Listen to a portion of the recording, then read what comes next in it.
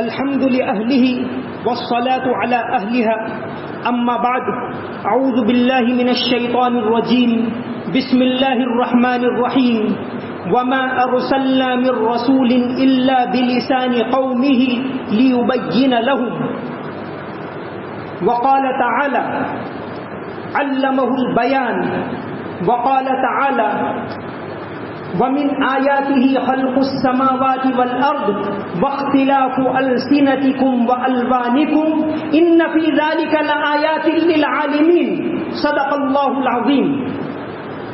اے غنچہ خابیدہ چو نرگس نگراں خیز، اے غنچہ خابیدہ چو نرگس نگراں خیز، کاشانہ ما رفت بتاراج غما خیز، کاشانہ ما رفت بتاراج غما خیز، معمار حرم باز بتعمیر جہاں خیز، اے مرد جوان مرد جوان مرد جوان خیز، اے مرد جوان خیز.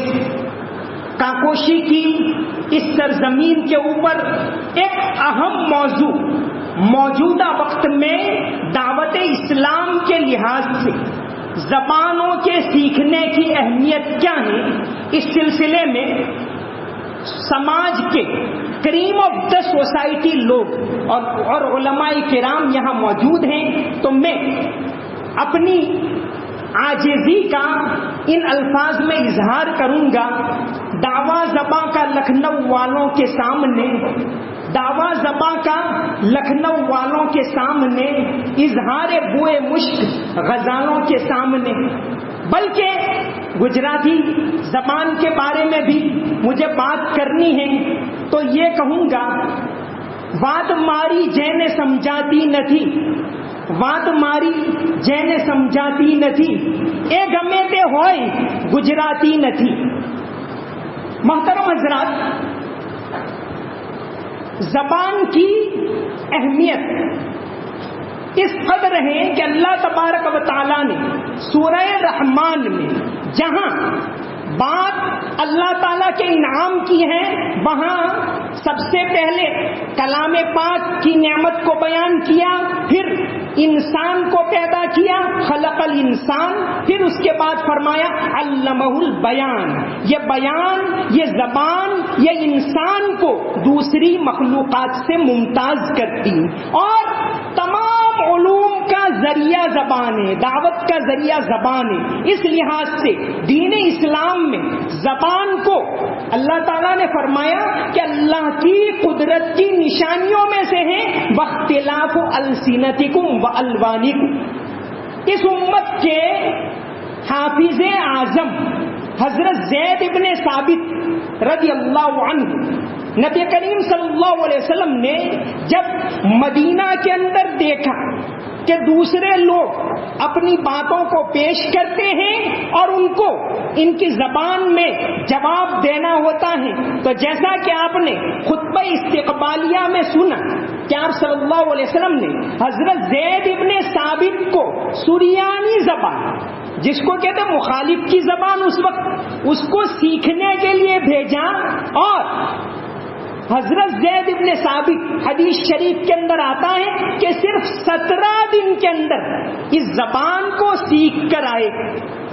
تو یہ مخالف کی بات سے واقف ہونا اس کی دعوت کے سلسلے میں بڑی اہمیت ہے.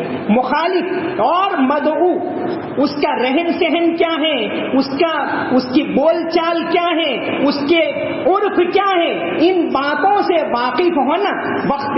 یہ جو فرمایا کہ اللہ تبارک و تعالیٰ نے ہر پیغمبر کو وما ارسلنا من رسول الا بلسان قوم، کہ قوم کی زبان سے مراد صرف زبان نہیں، ان کے عرف و عادات، ان کا رہن سہن، ان کی اصطلاحات، ان کا کلچر، ان کے علوم، یہ ساری چیزیں اس کے اندر آ جاتی ہیں. مفسرین نے یہ بات لکھی ہے. اپنے مخاطب کی زبان کو سیکھنا، اپنے علاقے کی زبان کو سیکھنا، اس کی اہمیت کے سلسلے میں چند مثالیں سب سے پہلے عرض کروں. علامہ نور الدین راندیری رحمت اللہ علیہ سورت کے ایک بہت بڑے عالم، بڑے تاجر بھی تھے. ایک کتاب چھپی ہے گجرات کے بلکہ پورے ہندوستان کے جانے مانے مورخین نے مل کر ایک کتاب لکھی ہے گجرات اینڈ دی سی، کہ سمندری تجارت، سمندری اسفار میں گجرات کی تاریخ کیا رہی ہے. اور یہ کتاب چھپی ہے درشک اتہاس ندھی بروڈا سے. اس کے اندر یہ تفصیل لکھی ہے، اور بہت ساری کتابوں میں علامہ نور الدین راندیری جن کی وفات عیسوی سن 1658 کے اندر ہوئی، یہ ہندوستان سے مشرقی ممالک جتنے ہیں پورب کی طرف، ان میں انڈونیشیا، ملیشیا، برونئی، یہاں مسلم اکثریت ہے. اور تعجب کی بات یہ ہے کہ وہاں نہ تو کوئی بادشاہ گئے اور نہ کوئی صوفی وغیرہ گئے، بلکہ وہاں اسلام پھیلا تاجروں کے ذریعے.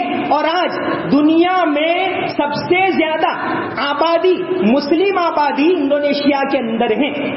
تو انڈونیشیا کے اندر اور ملیشیا دونوں قریبی ممالک.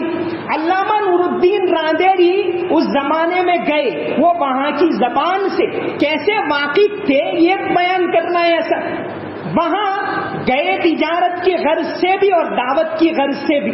رفتہ رفتہ انہوں نے وہاں ایسا مقام پا لیا کہ وہاں کا جو بادشاہ تھا اسکندر ثانی، انہوں نے ان کو اپنا پرائم منسٹر بنا لیا، ان کو اپنا وزیر خاص بنا لیا. اس کے یہاں وہ تقریباً 4 سال رہے. اور اس زمانے میں ملائی زبان میں، ملیشین زبان کے اندر انہوں نے ایک کتاب لکھی بستان السلاطین، 7 جلدوں کے اندر لکھی ملیشین زبان میں. تو بتلائیے آپ کہ اس زبان میں ان کو کتنی مہارت ہوگی. آج بھی انڈونیشیا اور ملیشیا کی تاریخ کے مآخذ میں یہ کتاب بہت اہم ہے. تو یہ بات بتلاتی ہے کہ علاقائی زبان، مخاطب کی زبان، جن لوگوں کے اندر ہم رہتے ہیں، جن کو ہمیں اپنی بات پہنچانی ہے، ان کی زبان سے واقف ہونا نہایت اہم ہے. اس سلسلے میں ایک اور مثال آپ کے سامنے پیش کروں. ہمارے اس علاقے کے اندر اور گجرات کے بہت سارے علاقوں میں ایک نام بہت جانا پہچانا ہے، حضرت پیر مشائخ رحمت اللہ علیہ، جن کی وفات عیسوی سن 1691 کے اندر ہوئی. 350 سال پہلے، 350 سال پہلے. آج بھی اس علاقے کے اندر صرف اہل دیوبند نے، بریلوی حضرات، شیعہ حضرات، تمام لوگ ان کے مقام کو مانتے ہیں. انہوں نے ان کی اس مقبولیت کی بہت ساری وجوہات ہیں. اس میں سے ایک بہت بڑی وجہ یہ تھی کہ انہوں نے اپنی دعوت، اپنی باتیں مقامی گجری زبان میں پیش کی. ان کے کا جو دیوان ہے 40,000 اشعار کا دیوان گجری زبان میں ہے. اور الحمدللہ یہ دارالعلوم کاکوسی، دارالعلوم نذیریہ، مولانا نذیر میاں رحمت اللہ علیہ، جن کی وفات 1978 کے اندر ہوئی، وہ یعنی 300 سال کے بعد بھی جب یہ اصلاح کا کام کرتے تھے تو حضرت پیر مشائخ کے اشعار پیش کیا کرتے تھے. یہ ان کے حالات کے اندر لکھا ہوا ہے. تو یہ اتنی مقبولیت تھی. اور یہ دارالعلوم جامعہ نذیریہ، انہوں نے الحمدللہ مولانا نذیر میاں رحمت اللہ علیہ کا نام بھی اس کے اندر جڑا ہوا ہے. تو یہاں سے ان قریب ان کا دیوان تو بہت مفصل ہے، لیکن اس کا خلاصہ مضامین پیر مشائخ رحمت اللہ علیہ یہ تقریباً 600 صفحات میں تیار ہوا ہے. مولانا عمران ندوی صاحب یہاں کے مدرس ہیں، وہ قابل مبارکباد ہیں کہ انہوں نے اس کا گجری زبان کے اندر سے اس کا ترجمہ اردو میں کیا، یعنی خلاصہ. اور مولانا احمد کوئٹہ صاحب انہوں نے گجراتی میں اس کا ترجمہ کیا. اور انشاءاللہ ایک ساتھ گجری، اردو اور گجراتی زبان کے اندر اس دیوان کا خلاصہ اس دارالعلوم سے شائع ہونے والا ہے. اللہ تبارک و تعالی بے انتہا قبول فرمائے. تو حضرت پیر مشائخ کی دعوت کا محور اس علاقے کے اندر تھا. اس کی مقبولیت کی ایک بہت بڑی وجہ اگر کوئی ہے تو یہ، حالانکہ فارسی کے بہت بڑے جانکار اورنگزیب کے دربار تک رسائی تھی، لیکن عوام میں بات پیش کی گجری زبان میں، اور گجری زبان کے ساتھ ساتھ لوگوں کے کلچر سے واقف ہونا کہ لوگ اشعار اور گانے کو پسند کرتے تھے، تو انہوں نے اپنی باتیں اشعار کے اندر، گجری زبان میں اشعار کے اندر پیش کی۔ تو یہ اس بات کو بتلاتا ہے کہ مدعو کی زبان، اس کا رہن سہن، ایک قول ہے، بلکہ ہمارے تمام مفتیان اس کو پڑھتے ہیں۔ ابن عابدین رحمت اللہ علیہ نے لکھا ہے رد المحتار کے اندر، ملم یدرے بعرف اہل زمانہ فہو جاہل، ملم یدرے بعرف اہل زمانہ فہو جاہل، کہ زمانے میں کیا ہو رہا ہے، نقشوں کو تم نہ جانچو، آج کیا ہو رہا ہے، حالات کیا ہیں، کیسی کیسی باتیں کن زبانوں کے اندر پھیلائی جا رہی ہیں، کیسی غلط فہمیاں پھیلائی جا رہی ہیں، ایسے وقت کے اندر ہم اپنی چہار دیواری کے اندر نقشوں کو تم نہ جانچو، لوگوں سے مل کے دیکھو، نقشوں کو تم نہ جانچو، لوگوں سے مل کے دیکھو کیا چیز جی رہی ہے، کیا چیز مر رہی ہے، تو حالات بہت سنگین ہیں۔ ایسے حالات کے اندر جن زبانوں میں، جن اصطلاحات کے اندر یہ باتیں پھیلائی جا رہی ہیں، ان سے واقف ہونا اور مثبت انداز میں، اصلاحی انداز میں ان کا جواب پیش کرنا، یہ علماء کی ذمہ داری بنتی ہے۔ اس سلسلے میں جنوبی ہندوستان کی مثال، شمالی ہندوستان میں بھی بڑے بڑے علماء نے بڑے پیمانے پر، اگرچہ انفرادی طور پر، اجتماعی طور پر اس سلسلے میں کوششیں بہت کم ہو پائی ہیں، انفرادی طور پر اپنے لحاظ سے کام کیا۔ جنوبی ہندوستان کے اندر ایک بہت مشہور نام ملتا ہے سید شاہ محی الدین عبد اللطیف، جو قطب ویلور کے نام سے مشہور ہیں۔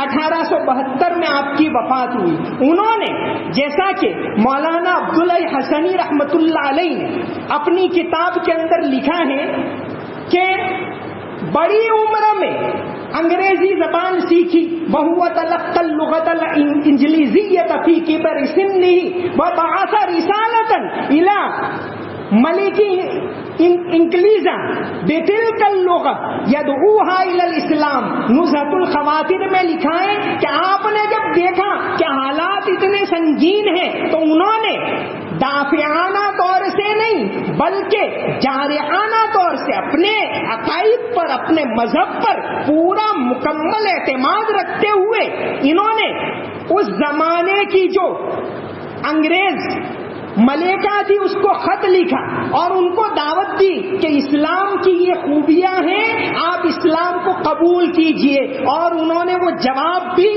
ملیکہ نے بھیجا اور کہا کہ باقی آپ کا مذہب ہے، اس میں خوبیاں ہیں، آپ نے لکھا ہے وہ بالکل سچ ہے، لیکن فلاں مجبوریوں کی بنا پر ہم آگے نہیں بڑھ سکتے۔ بہرحال انہوں نے غلط فہمیاں دور کرنے میں بڑا رول ادا کیا۔ وہ خط بھی حضرت کے مکتوبات میں چھپا ہوا ہے۔ حضرت قطب ویلور نے ایک اور کام یہ کیا کہ مقامی ہندوستان کی زبانیں، الگ الگ زبانوں میں، تمل میں، تیلگو میں، الگ الگ تمام بادشاہوں کو خطوط لکھ کے وہ صلح حدیبیہ کے بعد والی سنت ادا کی کہ جیسا آپ صلی اللہ علیہ وسلم نے بادشاہوں کو خطوط لکھے تھے۔ شاید تاریخ میں ایسی مثالیں بہت کم ملتی ہیں کہ جنہوں نے اس سنت پر عمل کیا ہو، تو انہوں نے ہمارے اس ملک کے اندر 18ویں صدی میں تمام نوابوں کو، بادشاہوں کو، اور جو اس زمانے میں تھے ان کو خطوط لکھے اور محض خطوط کے جواب بھی آئے۔ تو غلط فہمیاں بڑے پیمانے پر پھیلائی جا رہی ہیں، اس کا جواب دینے کے لیے، اس کو پہلے معلوم کرنے کے لیے کیا غلط فہمیاں ہیں، اس کے لیے ان باتوں سے واقف ہونا ضروری ہے۔ ان کے ہی ایک شاگرد نے 1857 کے اندر ویلور میں ایک مدرسہ قائم کیا، جامعہ باقیات الصالحات۔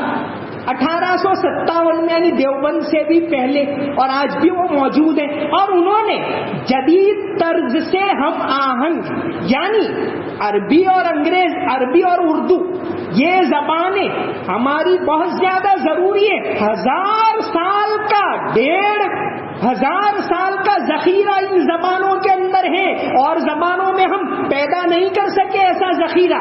عربی، فارسی اور اردو ان کو بچانا، ان کو بڑھانا یہ تو ضروری ہے، لیکن ساتھ یہ جو غلط فہمیاں پھیلائی جا رہی ہیں تو ان کے ایک مرید کے خاص مرید حضرت شاہ عبد الوہاب، انہوں نے جامعہ باقیات الصالحات قائم کیا اور وہاں پہلے سے ہی تمل زبان، انگریزی زبان کو داخل کیا. موجودہ جو ضروریات ہیں ان کو بھی داخل کرتے ہوئے انہوں نے ایک مدرسہ قائم کیا ویلور کے اندر، تمل ناڈو کے اندر، اور آج بھی وہ مدرسہ موجود ہے. حضرت قطب ویلور نے ایک اور کتاب لکھی تھی اس زمانے میں، بائبل میں 300 تناقضات، کیونکہ اس زمانے میں حکومت انگریزوں کی تھی اور بہت بڑے پیمانے کے اوپر پادری لوگ غلط فہمیاں پھیلا رہے تھے، تو انہوں نے یہ رسالہ لکھ کر انگریزی میں اس کا ترجمہ کروا کر ہندوستان کے جو بڑے بڑے عیسائی دائی تھے اور اس کے علاوہ اور ملکوں میں تھے وہاں بھی یہ بھیجے. زبانوں کے سلسلے میں ایک اور مثال میں آپ کے سامنے پیش کروں. قاضی ثناء اللہ پانی پتی رحمت اللہ علیہ، ہم سب واقف ہیں نام سے، اور ساتھ ہی ساتھ ان کی کتاب بھی ہمارے مدرسوں میں پڑھائی جاتی ہے. مولانا مناظر احسن گیلانی بہت بڑے عالم پچھلی صدی کے، ایسے ہیرے بہت کم پیدا ہوتے ہیں. مولانا مناظر احسن گیلانی دیوبند کے شروع کے تلامذہ میں سے بھی تھے، وہاں مدرس بھی رہے، پھر اس کے بعد انہوں نے جامعہ عثمانیہ حیدرآباد کے اندر بھی پڑھایا، پروفیسر کے طور پر رہے. مولانا بہت ساری کتابوں کے مصنف ہیں. تو ان کی ایک کتاب ہے ہندوستان میں مسلمانوں کا نظام تعلیم و تربیت، بڑی عرقریزی سے یہ کتاب تیار کی ہے اور علماء کو خاص اس کا مطالعہ کرنا چاہیے. تو اس کتاب میں انہوں نے قاضی ثناء اللہ پانی پتی کے حالات میں یہ لکھا ہے کہ قاضی صاحب تعلیم حاصل کرنے کے بعد باقاعدہ کلکتہ گئے، 3 سال وہاں رہ کر عبرانی زبان سیکھی، چونکہ عبرانی زبان میں سے باتیں نکال کر غلط فہمیاں پیش کی جاتی تھی اس زمانے میں. 3 سال رہ کر عبرانی زبان سیکھی اور عبرانی ماخذ سے انہوں نے ایک رسالہ تیار کیا حضرت اسماعیل علیہ السلام اور حضرت ہاجرہ علیہ السلام کے بارے میں، بشرا نام کا رسالہ. یہ اتنا اہم تھا کہ سر سید احمد خان نے جب وہ آپ صلی اللہ علیہ وسلم کی زندگی کے اوپر کتاب لکھی خطبات احمدیہ، تو اس رسالے کو ہو بہو شامل کیا. قاضی ثناء اللہ پانی پتی کا رسالہ بشرا، سر سید احمد خان نے اگرچہ ان کی بعض باتوں سے ہمارے علماء کو بڑی مخالفت ہے، لیکن یہ زبان کے سلسلے میں اور غلط فہمیوں کو دور کرنے کے سلسلے میں بہت بڑا کارنامہ انجام دیا. 1861 کے اندر جو اس زمانے کا اتر پردیش کا گورنر تھا ولیم میور، اس نے ایک کتاب لکھی 4 جلدوں میں، لائف آف محمد، اور اس کے اندر بڑے پیمانے کے اوپر غلط سلط باتیں لکھی. سر سید احمد خان کے سامنے جب یہ باتیں پہنچی، کیونکہ آپ انگریزی سے اچھی طرح واقف نہیں، انگریزی کے جانکار نہیں تھے سر سید احمد خان، لیکن جب ان کو پتا چلا کہ ولیم میور نے ایسی باتیں لکھی ہیں تو حیات جاوید کے اندر مولانا حالی نے لکھا ہے کہ بہت زیادہ کڑتے تھے. سر سید بڑے پریشان رہتے تھے کہ ایسی باتیں پھیلائی جا رہی ہیں، کل قیامت کے دن میں میرے نانا کو یعنی نبی کریم صلی اللہ علیہ وسلم کو کیا جواب دوں گا. آخر کار انہوں نے اپنی زمین بیچ دی. ان کو پتا چلا کہ بھئی ایسی کتابیں تو مغربی ممالک میں بڑے پیمانے پر چھاپی جا رہی ہیں, تو اپنی زمین بیچ کر 1867 میں ان کے بیٹے سید محمود کے ساتھ برطانیہ گئے. برطانیہ میں اس طرح کی جتنی کتابیں لکھی گئی تھی ان کا جائزہ لیا, سروے کیا, اپنے ساتھ ایک مترجم کو رکھا, اور ان کتابوں کا جائزہ لینے کے بعد وہاں 3 سال رہے, اور اس دوران انہوں نے ترکی سے, جرمنی سے اور مصر سے اس سلسلے میں جو بھی کتابیں شائع ہوئی وہ تمام کتابیں منگوائی, اور ان کا مطالعہ کر کے نبی کریم صلی اللہ علیہ وسلم کی زندگی کے بارے میں جو غلط فہمیاں, غلط باتیں جو لکھی جا رہی تھی, اس کے جواب میں ایک کتاب لکھی خطبات احمدیہ. وہ تو بعد میں شائع ہوئی, لیکن وہاں رہتے ہوئے ہی انہوں نے اس کتاب کا ترجمہ کروایا, A Series of Essays on the Life of Muhammad, جو 1870 میں سر سید لندن میں تھے اور وہیں سے یہ کتاب شائع ہوئی. تو غلط فہمیاں بڑے پیمانے کے اوپر پھیلائی جا رہی. اسی کتاب کے اندر قاضی ثناء اللہ کا جو رسالہ تھا بشرا, اس کو انہوں نے شامل کیا تھا. تو غلط فہمیاں وہ زمانہ الگ تھا, آج کا زمانہ ایک دم تیزی سے بدل رہا ہے. حضرت مولانا محمد قاسم نانوتوی رحمت اللہ علیہ 3 مرتبہ انہوں نے حج کیا. انہوں نے مولانا مناظر احسن گیلانی نے ان کی سوانح قاسمی لکھی ہیں, اس کے اندر لکھا ہے کہ جب تیسری مرتبہ حج کیا آپ نے 1877 میں, آپ کی وفات 1880 میں ہوئی, تو 77 میں جب حج کے لیے گئے, اس دوران چونکہ جب حج کا قافلہ ہوتا ہے تو بالکل عاشقانہ انداز ہوتا ہے, لوگ تلاوت کرتے ہیں, تلبیہ پڑھتے ہیں, تو جو جہاز کا اطالوی کپتان تھا اس نے کہ بھئی یہ کیا ماجرا ہے, تو اس نے کہا کہ بھئی ہم اس سلسلے میں جاننا چاہتے ہیں, تمہارا کوئی اسکالر ہو. تو اس جہاز میں مولانا محمد قاسم نانوتوی رحمت اللہ علیہ تھے. جب بات چیت ہوئی مترجم کے ذریعے, کیونکہ حضرت انگریزی زبان سے واقف نہیں تھے اور وہ اردو نہیں جانتے تھے, کپتان, تو جب باتیں ہوئی اور مسلسل باتیں ہو رہی تو حضرت کو لگا کہ واقعی آج کے زمانے میں انگریزی زبان کی ضرورت ہے. اور مولانا مناظر احسن گیلانی رحمت اللہ علیہ نے لکھا ہے کہ اسی جہاز میں حضرت نے یہ پختہ ارادہ کر لیا کہ ہم واپس جانے کے بعد سب سے پہلے انگریزی زبان سیکھیں گے. تو یہ تو بات انگریزی زبان کی. ہماری علاقائی زبانوں کے اندر بھی بڑے پیمانے پر آج غلط فہمیاں پھیلائی جا رہی ہیں. ہم یہ نہ سمجھیں کہ دوسرے لوگ, ہمارے لوگ جو تعلیم یافتہ ہیں یا تعلیم یافتہ نہیں ہے, لیکن آج میڈیا, سوشل میڈیا کی پکڑ میں سب لوگ ہیں اور غلط فہمیاں بڑے پیمانے کے اوپر پھیلائی جا رہی ہے.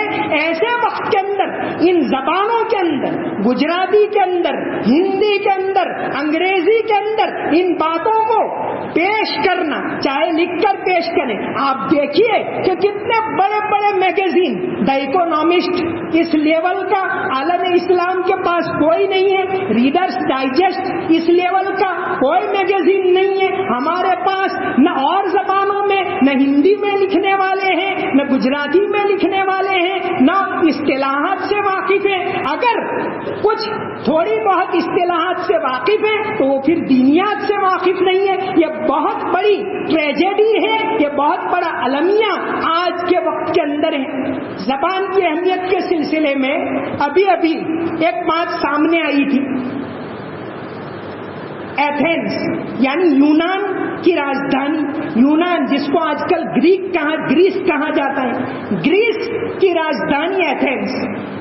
گریس کے اوپر جب 1833 عثمانی حکومت ختم ہو گئی اور وہاں کی مقامی حکومت آ گئی, اس وقت ایتھنز میں 2 مسجدیں تھیں, دونوں بند کر دی گئی, دونوں کو میوزیم بنا دیا گیا اور تقریباً 190 سال تک ایتھنز میں, جہاں ابھی 2.5 لاکھ مسلمان ہیں, 40 لاکھ کی آبادی میں 2.5 لاکھ مسلمان ہیں, لیکن پورے ایتھنز شہر کے اندر نہ کوئی مسجد نہ کوئی قبرستان، دفن کرنے کے لیے بھی باہر جانا پڑتا تھا۔ آخر کا 2004 میں اولمپک ہوا، اس وقت بھی یونان کی حکومت نے مسجد کی اجازت نہیں دی، لیکن آخر کار 2019 میں پہلی مرتبہ مسجد بنانے کی اجازت دی اور اس کا افتتاح ہوا۔ افتتاح ہونے کے بعد جو شرائط رکھی اس میں ایک شرط یہ تھی کہ آپ کو جمعہ کا خطبہ گریک زبان میں یعنی یونانی زبان میں دینا پڑے گا۔ جیسے مغربی ملکوں میں، امریکہ، کینیڈا وغیرہ کے اندر بعض مقامات پر اب خطبہ انگریزی زبان میں ہوتا ہے۔ تو بہرحال یہ زبانوں کی اہمیت آج کے زمانے میں بہت زیادہ ہے۔ تو اس وقت ہمارے اس ملک کے اندر جو زبانیں رائج ہیں، ہمارے یہاں گجراتی ہے۔ گجراتی کے سلسلے میں ایک بات اگر میں کروں، 2012 کے اندر ایک کتاب شائع ہوئی تھی گجراتی میں، سلطان محمود بیگڑا کے بارے میں۔ ان کے درباری شاعر تھے راج ونود، انہوں نے ایک کتاب لکھی تھی۔ یہ کتاب یعنی ایک پورا باقاعدہ سنسکرت قصیدہ کہ مسلمانوں کا انصاف کیسا، ان کی امانت داری کیسی، ان کا برتاؤ کیسا، محمود بیگڑا کے بارے میں۔ اب کتاب بڑی اہم تھی۔ ڈاکٹر بھارتی بہن شیلت انہوں نے اس کا ترجمہ کیا گجراتی، اس کا گجراتی ترجمہ کیا، اور ڈاکٹر زبیر قریشی کر کے احمد آباد میں انہوں نے اردو ترجمہ کیا۔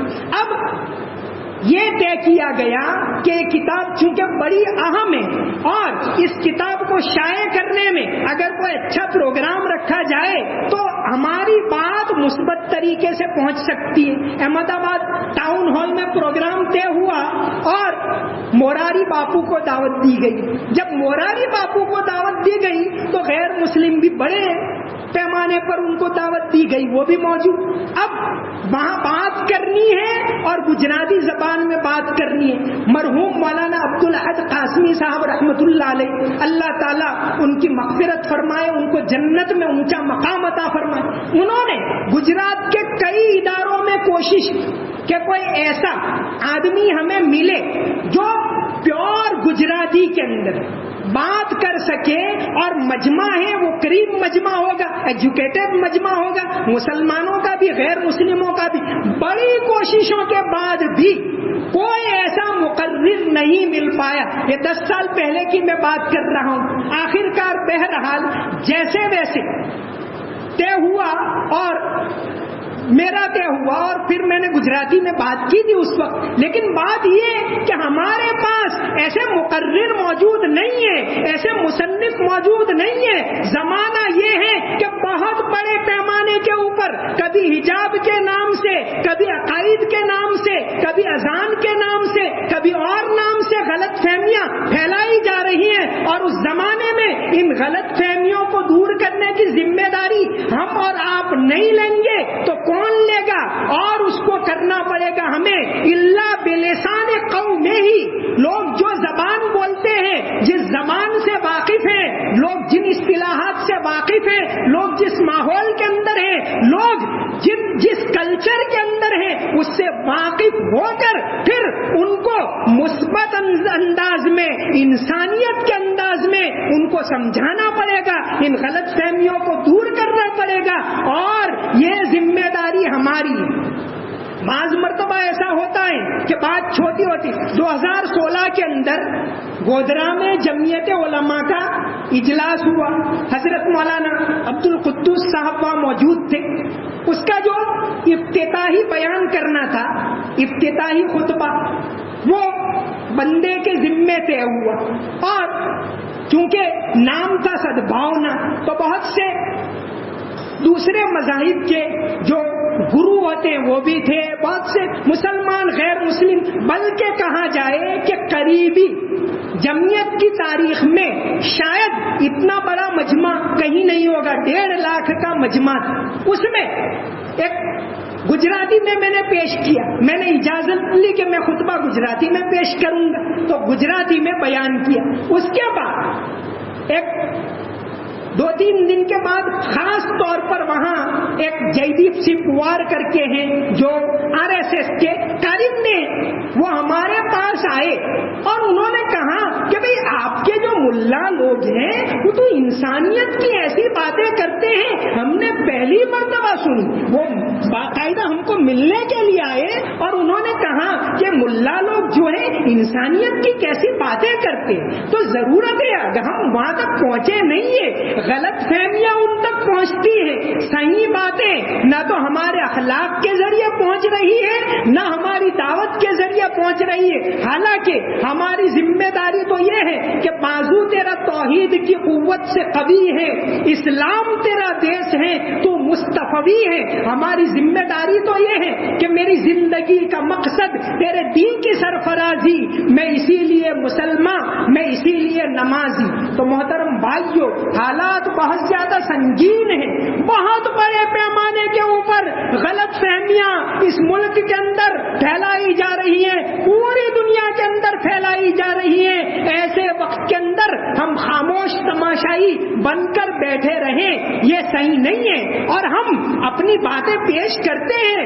اردو میں پیش کرتے ہیں، عربی میں پیش کرتے ہیں، وہ پہنچتی نہیں ہے۔ ان کو پہنچانے کے لیے ان زبانوں کو سیکھنا پڑے گا۔ تو یہ آج کے زمانے میں مقامی زبانیں سیکھنا فرض کفایہ ہے، چاہے وہ گجرات میں گجراتی ہو، چاہے MP میں ہندی ہو، چاہے انگریزی ایک انٹرنیشنل زبان ہے تو وہ ہو۔